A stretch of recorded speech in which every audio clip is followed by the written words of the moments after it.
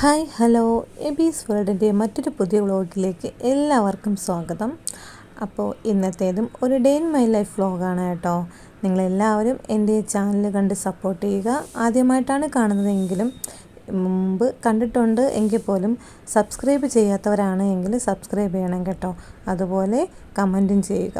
അപ്പോൾ രാവിലത്തെ ചായ ഇടലും പരിപാടിയൊക്കെ കഴിഞ്ഞതിന് ശേഷം കഞ്ഞി വയ്ക്കാനായിട്ട് അരി ഇടുവാണ് കേട്ടോ.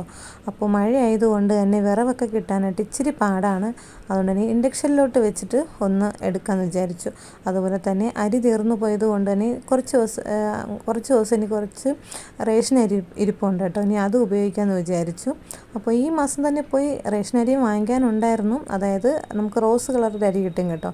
ഞങ്ങളതാണ് ഇവിടെ ഉപയോഗിക്കാറുള്ളത്. വല്ലപ്പോഴൊക്കെ ഞായറാഴ്ച ദിവസമൊക്കെ മാത്രമേ വിലയുള്ള അരി ഉപയോഗിക്കാറുള്ളൂ. ബാക്കിയുള്ള എല്ലാ ദിവസവും നമുക്ക് റേഷൻ കിടന്ന് ഫ്രീ ആയിട്ട് അരി കിട്ടുന്നുണ്ട്. ഫ്രീ അല്ല, ക്യാഷും കൊടുക്കണം കുറച്ച്, അതൊക്കെ കിട്ടുന്നുണ്ടല്ലോ. അപ്പോൾ അത് തന്നെയാണ് ഞങ്ങൾ ഉപയോഗിക്കാറുള്ളത് കേട്ടോ.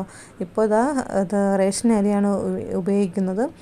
അത് പെട്ടെന്ന് വേവും കേട്ടോ. ഒന്ന് തിളച്ച വെള്ളത്തിലോട്ട് അരി ഇട്ടൊരു 5 മിനിറ്റ് പോലും ആകണ്ട. ഇത് പെട്ടെന്ന് വേവുന്ന ഒരു അരി, പക്ഷെ അത് കൊള്ളത്തില്ല കേട്ടോ.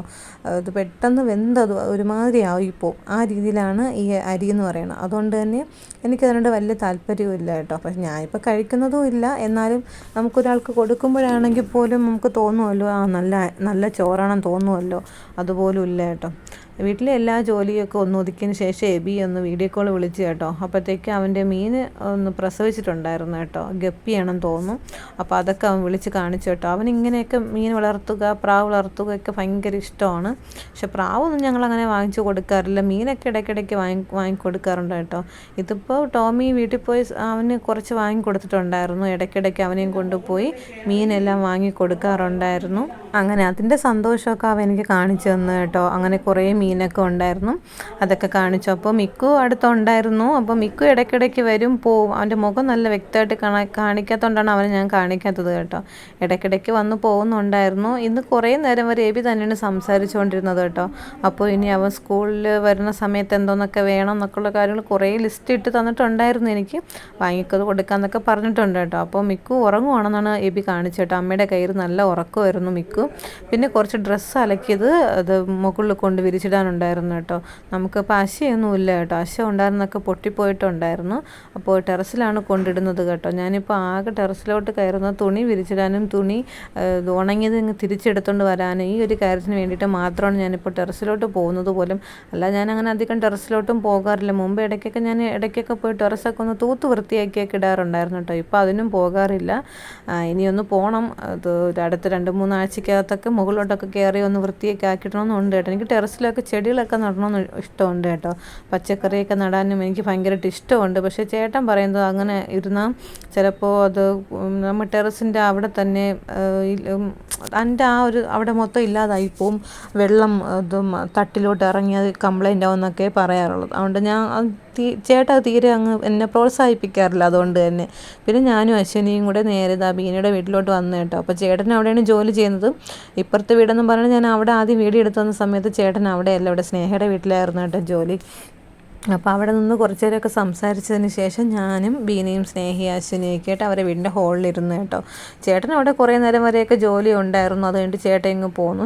ചേട്ടൻ നല്ല ലേറ്റായി കേട്ടോ. 3 മണിയൊക്കെ കഴിഞ്ഞിട്ടുണ്ടായിരുന്നു. ചോറ് കഴിക്കാൻ വന്നിട്ടുണ്ടായിരുന്നില്ല.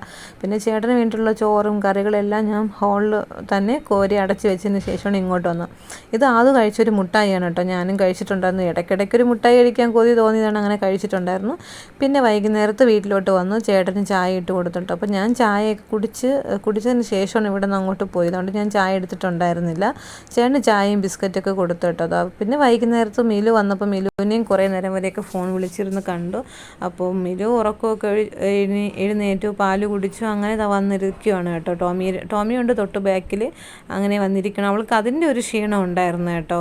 അത് ഉറങ്ങി വന്നതിൻ്റെ ഒരു ക്ഷീണം ഉണ്ടായിരുന്നു. അതാണ് അധികം വിളിച്ചിട്ടൊന്നും അങ്ങനെ വലിയ ചിരിയൊന്നും ചിരിക്കാതെ അങ്ങനെ ആശാത്തി കണ്ട ചെറിയൊരു ചിരി ചിരിച്ചിട്ട് പിന്നെ അങ്ങ് മിണ്ടാതെ മിണ്ടാതിരിക്കുന്നത് അവൾ ഉറങ്ങി എഴുന്നേറ്റതിൻ്റെ ഒരു ഇത് ക്ഷീണമായിരുന്നു അവൾക്ക്.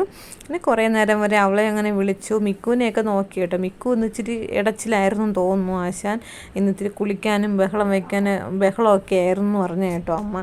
അത് അവന് തന്നെ മഗ് കൊടുക്കാനും സോപ്പ് കൊടുക്കാനും ഒക്കെ ആയിട്ട് ഭയങ്കര കരച്ചിലൊക്കെ ആയിരുന്നു. എന്നെ വിളിച്ചപ്പോൾ എൻ്റെ അടുത്ത് ഭയങ്കരമായിട്ട് സങ്കടം പറഞ്ഞ് കരയാണ് കേട്ടോ. ഈ സങ്കടം വരുന്ന സമയത്ത് മാത്രമേ ഉള്ളൂ ഈ എന്നെ വിളിപ്പ് കേട്ടോ. എന്നെ വിളിച്ച് എൻ്റെ അടുത്ത് തന്നെ ഇങ്ങനെ പറയുകയാണ്, അമ്മ സോപ്പ് എന്നൊക്കെ പറഞ്ഞ് എൻ്റെ അടുത്ത് ഭയങ്കരമായിട്ട് പറയുന്നുണ്ടായിരുന്നു കേട്ടോ. സോപ്പ് ദാ കാണുമ്പോൾ തന്നെ ചിരി വരും കേട്ടോ. അപ്പോൾ ഇത്രയൊക്കെ ആയിരുന്നു കേട്ടോ ഇന്നത്തെ ഒരു കുഞ്ഞു വ്ളോഗ്. അപ്പോൾ ഇഷ്ടപ്പെട്ട ലൈക്ക് ചെയ്യുക, ഷെയർ ചെയ്യുക, സബ്സ്ക്രൈബ് ചെയ്യുക, കമൻറ്റ് ചെയ്യുക. ബൈ.